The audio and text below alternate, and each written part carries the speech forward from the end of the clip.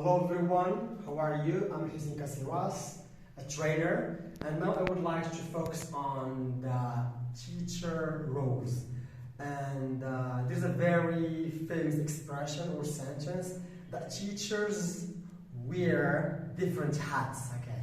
And here I'm going to talk about different roles that teachers play. I would like first to start with planner. So here planner, before the teacher goes to school, so he's at home or somewhere, he should plan. To plan for the materials, to plan for the activities, to plan for everything. And of course you are going to make a lesson plan, okay? So this is before the lesson.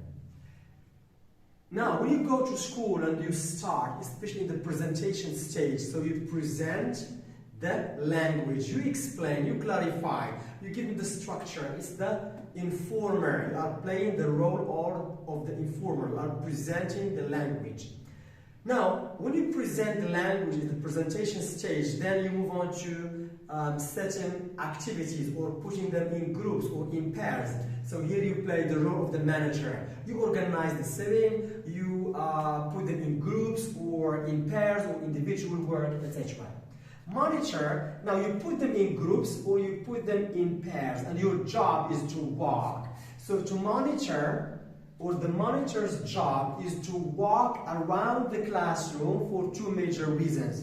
Number one is to make sure that students are on task, because if you sit here on the desk, students may not do their tasks. But once you walk, students will say, look, the teacher is coming, so let's complete our task. So you walk. Number one, you walk around the classroom to make students on task. Number two, because you may teach mixed ability classes, high achievers and low achievers. So low achievers may need support, may need help. So it's your job to walk and to provide them with some explanation, etc. And then there's another very important role, is the parent or friend. Sometimes we need to students. We have to advise them, we have to help them feel happy, and if they are upset, we have to listen to them and try to come up with some solutions and piece of advice will help them. Involver, the job here is to make sure that all students participate. So you have to do your best so as to encourage everyone to talk, to participate, to answer. And sometimes if you are pushing them in groups, you can get involved, you can answer, you can discuss, etc. Diagnostician is another very important job that teachers should play or should do.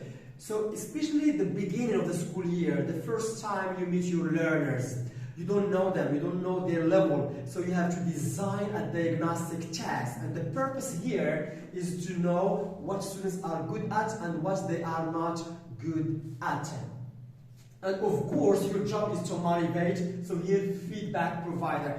Very good job, brilliant, wonderful, I like it, you are the star now. This is feedback provider, and all the time try to give positive and constructive feedback. Try to avoid the term no, isn't the right answer, no, because no stands for rejection, no stands for nothing, okay, you are not good. So try to give a constructive feedback. Yes, I see what you mean, but it would be better if you do this and this, okay. Great. Now, the second part that I would like to focus on again is the teacher roles change during the lesson. And we agree that there are three types or three parts. So we have part number one, and part number two, and part number three. Okay. Part number one is before the lesson, and part number two is during the lesson, and part number three is after the lesson. Okay, great. Now, the teacher roles change during a lesson. Lesson type. If it is listening, it's not like writing, and it's not like speaking, and it's not like grammar, and it's not like vocab. So each type, teachers can play different roles. Number two, activities. If it is a communicative activity, teacher can be an involver, can play the role of a monitor. But if the activity is non-communicative, like gap filling or matching, there are other roles that teachers should play. And of course, the age of students, Very important. If I'm teaching children, I may play the role of the actor, the role of the friend, the parent, okay? I have to move a lot. I have to be the comedian, to be the actor. But if I'm teaching adult learners, I don't need to act a lot, and I don't have to ask them so much questions and to ask them to stand up and sit down. So the age here is very important when we are playing different roles. And also here, the teacher role can change according to the lesson aims. Is the aim to improve students' accuracy or students' fluency? Is it for skimming, for scanning, for summarizing? So different aims. And of course, level of students. High achievers, low achievers. If I'm teaching beginners, I have to inform a lot. Okay. If I'm teaching very low levels, I have to encourage, giving feedback, etc. So here, the role or the teacher roles change during the lesson according to the type of the lesson, the activities, the age, the aims, and the level. Great. Now, I would like to go back to this one, okay? Let me write here, pause, okay?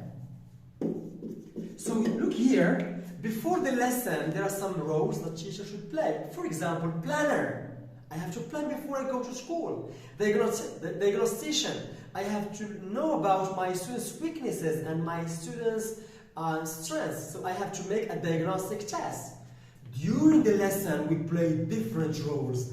All of these to monitor, as a monitor, a parent, involver, feedback provider, planner, inform, etc. And post, here there are other roles. One of them is reflector. You are going to reflect on your performance. What was good about your lesson? What was not good about your lesson? How was your performance? What are the areas that you have to work on, etc. So as you see, the teachers play different roles. These are the roles, and during the lesson, and also before, during, and after the lesson. And don't forget, the only job is teaching. Teachers wear different hats. Thank you.